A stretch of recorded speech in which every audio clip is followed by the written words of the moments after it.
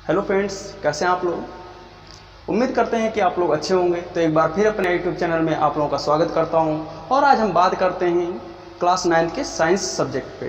ठीक है, तो साइंस सब्जेक्ट में जाने से पहले मैं आप लोगों से कुछ ना कुछ साइंस के बारे में डिस्कशन कर लेता हूं। जैसे पहली टॉपिक क्या है आपकी कि विज्ञान किसे कहते हैं, इसकी उत्पत्ति कहाँ से हुई, ये किस भाषा से लिया गया है, इसका अर्थ क्या होता है और इसकी मुख्य रूप से कौन कौन सी शाखाएं होती हैं। ठीक है गाइस, तो हम बात करते हैं किसकी कि विज्ञान किसे कहते हैं। तो इसकी डेफिनेशन क्या है कि किसी भी क्षेत्र के बारे में क्रमबद्ध रूप से व्यवस्थित ज्ञान प्राप्त को ही विज्ञान कहते हैं। या छोटी सी डेफिनेशन इसकी क्या है कि किसी भी क्षेत्र के बारे में विस्तृत ज्ञान प्राप्त ही विज्ञान कहलाता है। तो यहाँ पे क्या लिखा हुआ है कि किसी भी क्षेत्र के बारे में क्रमबद्ध रूप से व्यवस्थित ज्ञान प्राप्त को ही विज्ञान कहते हैं।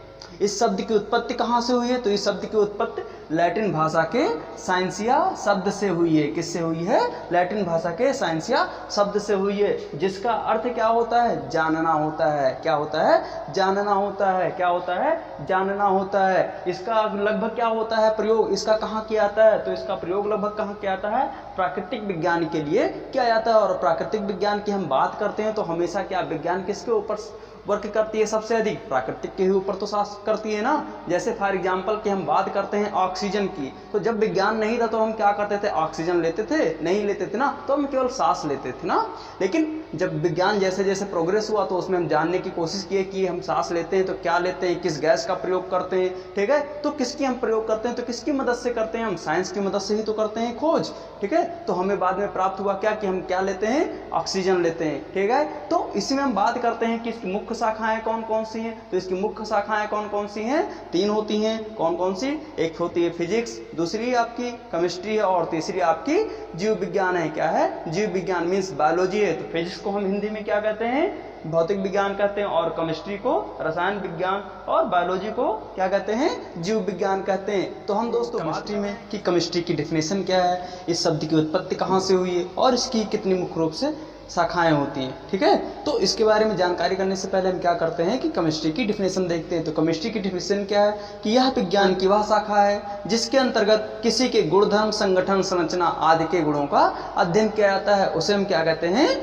रसायन विज्ञान कहते हैं। ठीक है, और इस शब्द की उत्पत्ति कहाँ से हुई है, तो इस शब्द की उत्पत्ति लैटिन भाषा के, किससे, लैटिन भाषा के केमिया शब्द से हुई है। किससे हुई है, केमिया शब्द से हुई है, जिसका अर्थ क्या होता है, काला रंग होता है। क्या होता है, काला रंग होता है। और केमिस्ट्री कितने प्रकार की होती है, तो केमिस्ट्री आपकी 2 प्रकार की होती है। कितने प्रकार की होती है, केमिस्ट्री 2 प्रकार की होती है। मीन्स रसायन विज्ञान के कितने प्रकार हैं, तो रसायन विज्ञान के 2 प्रकार हैं। कौन कौन से, पहला है आपका ऑर्गेनिक केमिस्ट्री और दूसरा है आपका इनऑर्गेनिक केमिस्ट्री। तो ऑर्गेनिक केमिस्ट्री में हम कार्बनिक यौगिकों का अध्ययन करते हैं। किसका अध्ययन करते हैं, कार्बनिक यौगिकों का अध्ययन करते हैं। और इनऑर्गेनिक केमिस्ट्री में कार्बन के यौगिकों को छोड़कर से सभी तत्वों का यौगिक क्या क्या आता है, अध्ययन किया जाता है। तो हम बात करते हैं किसकी, कि केमिस्ट्री की डेफिनेशन क्या है, तो यह विज्ञान की वह शाखा है जिसके अंतर्गत किसी के गुण, धर्म, संगठन, संरचना आदि का अध्ययन किया जाता है, उसे हम क्या कहते हैं, रसायन विज्ञान कहते हैं। क्या कहते हैं, रसायन विज्ञान कहते हैं। जैसे क्या हुई है कि केमिस्ट्री शब्द की उत्पत्ति कहाँ से हुई है,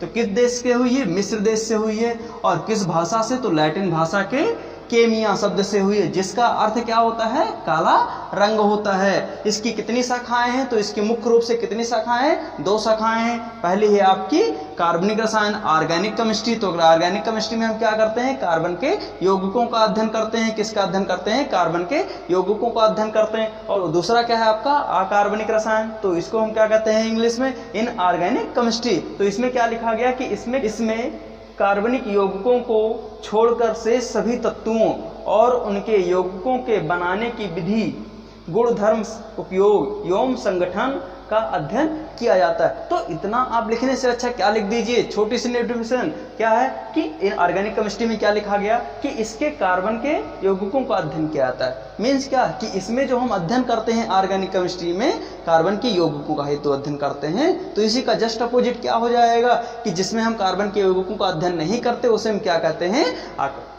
अकार्बनिक रसायन कहते हैं। क्या कहते हैं, अकार्बनिक रसायन कहते हैं, इनऑर्गेनिक केमिस्ट्री कहते हैं। ठीक है गाइस। तो अगर आप लोगों को चैनल अच्छा लगता है तो चैनल को लाइक करिए, शेयर करिए और सब्सक्राइब करिए, ठीक है दोस्तों।